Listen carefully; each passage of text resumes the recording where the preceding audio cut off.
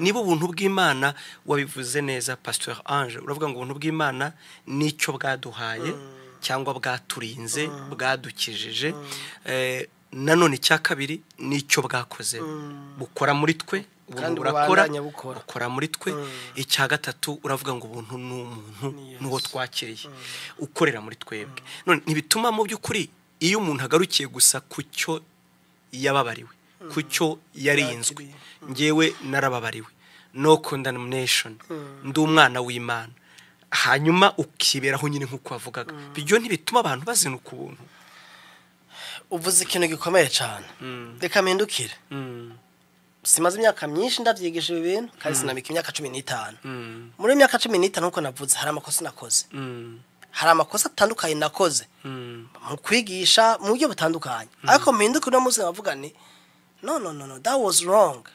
ivyo ntivyabihuye n'ubutumwa bwiza ivya approach nagize abantu benshi bigisha ubuntu bw'Imana ngenda kubwire pastor bagarukira ku kintu kimwe kuri identity abana b'Imana nico waroheje kuvuga iki ndakivuze kuko ndamaze kuja gutumirwa abantu batandukanye kwigisha nagira approche yindi tandukanye niyo bo bamenyereye ya identity gusa turabera turabariwe turabagororotsi oh haleluya turanesheje turabanesha ibintu nk'ivyo nababwira ko hari ukuntu dukwiye kubaho bagaca kubwira ngo usigaye wigisha amategeko sino kubwira how many times maze kuvyandikwa ku telefone ngo nushigisha ubuntu bw'Imana usigaye wigisha ngo amategeko kubera iki ubwo buntu bw'Imana budukira abana b'Imana bakiranutsi butubabarira duhimba baziteka ryose nibwo nyere buza kutwigisha kubaho tudakunda isi n'ivyisi tutabesha tutiba dasamana tudakora ibintu byose ubwo buntu bari tubuza rero abantu benshi baravyanka kubera hari abantu aguma kuri parti A y'ubutumwa bwiza reka mvuga iki kintu ugiye kuraba ama epitre ya Paul ariwe twabonye yavuze ubuntu gusumba abandi bose yavuze ubuntu gusumba Yesu Paulo uravye ama epitre yiwe mu gutangura kamere gwitabo c'abikorino abikorino ubagereranya n'ishengero ry'uno munsi ryashengero ry'amafuti abarundi dukoresheje mu ry'amanyanga harimo amafuti yose abaho tuyabona no munsi mishengero ry'uno munsi ariko Paulo mu kubandikira nahera muri condamnation natawura babwiye ngo abakorino b'abanyabyaha hamwe babasambanyi mu sama division mu sinsaku sivya heramo atangwa ndabandikiye abikorino bejejwe mu kuri muri Kristo Yesu mwahamagariwe kweza atangura kubabwira ico babaye muri Kristo Yesu kugira bibutse uwo bari nico ubizeye ari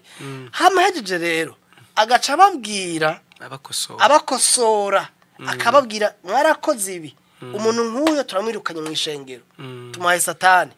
kugira ngo umubiri wa wonona akimwe mu yiwe izikizwe murimo ko umuntu agiye guhona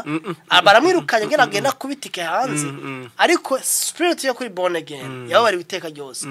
agende izokizwe Yesu nyagaruka ubwo umuntu ashaka kubabara kandi ari hanze hari ama consequences tubamo rero abantu bigisha ubutumwa bwiza benshi nawe baye mu panda exito nuko tuguma tuvuga partie A yico twabaye muri Kristo hamana tugende muri partie B wanashaka ukamengira batera ubwoba akarorero abakorosaye gatatu kubera ku murongo wa mbere ushaka umurongo wa kane tubwira niba mwarazura hana Kristo niba ushamaze kuri Kristo yicaye mwijoro mugani nica bitugumiza ku maso ari mwijoro atatubwira ngaha ku isi murongo wa 5 kumanuka nyana dukwiye kwigenza kwiyambura ibintu benshi rero n'abantu bagarukira kuri partie A ni moitié ni gice c'ukuri sukuri gukuri